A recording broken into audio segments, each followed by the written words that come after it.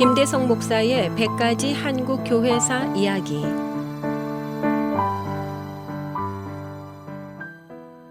목요일에 만나는 5분 칼럼 100가지 한국 교회사 이야기 72번째 시간입니다.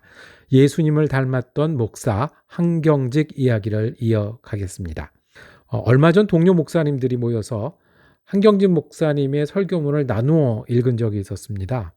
50년 전의 설교들이었지만 여전히 우리의 가슴을 울리고 후배 목사들이 따라하고 싶은 깊이가 거기 있었습니다. 템플턴상은 3년마다 한 번씩 세계적으로 종교 발전에 기여한 일을 뽑아 수여하는 영예입니다.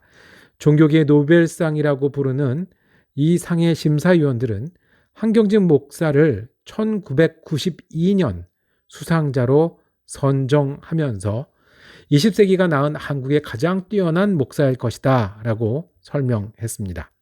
1902년 평남의 농가에서 태어난 한경직은 기독교 가정에서 자라 오산학교와 숭실전문에서 이승훈, 조만식, 사무엘 마펫 등으로부터 교육을 받았습니다.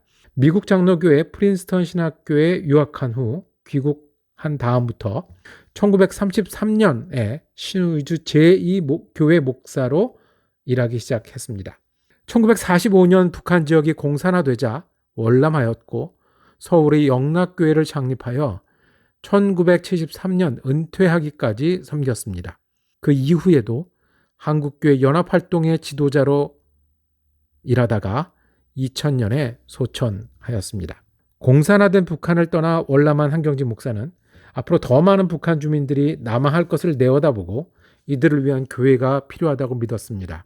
그래서 일본 천리교 건물이 있던 자리에 천막을 치고 시작했던 영락교회는 월남한 피난민들이 만나고 서로를 보듬고 영적인 위안과 의미를 찾던 곳이었습니다. 자연히 이들을 위한 섬김과 교육은 시대에 꼭 필요한 사명이 되었고 한국교회가 나아가야 할 방향을 제시하는 교회가 되었습니다.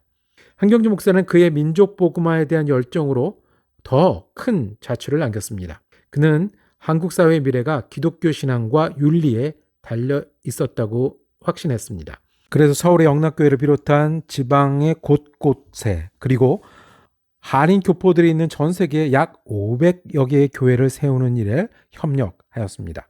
빌리 그레암 목사님이 방문했던 부흥 집회, 엑스플로 74, 80 세계복음화 대성회 등 한국교회 성장을 이끌었고 민족을 위한 교회가 되도록 앞장섰던 지도자였습니다.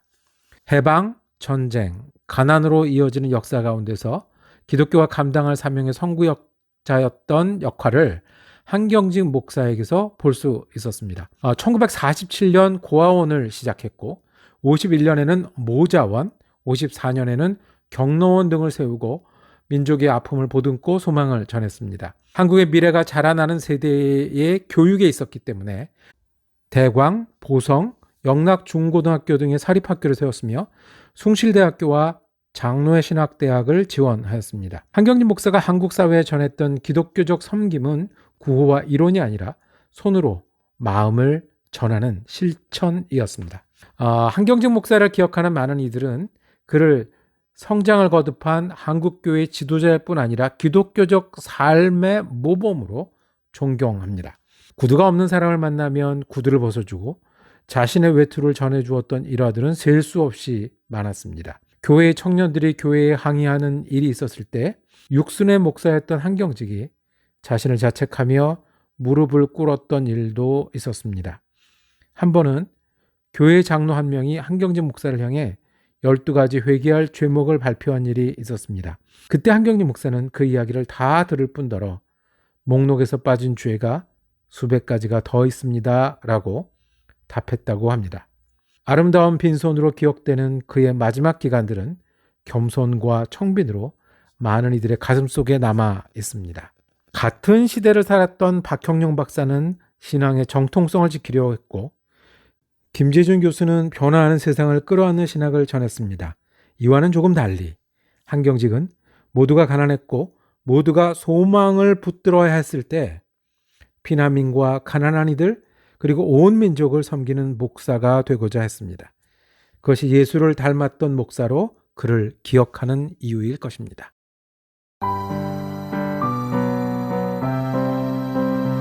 지금까지 사랑 커뮤니티 교회를 섬기시며 매코믹 신학교 겸임 교수인 김대성 목사의 100가지 한국교회사 이야기였습니다.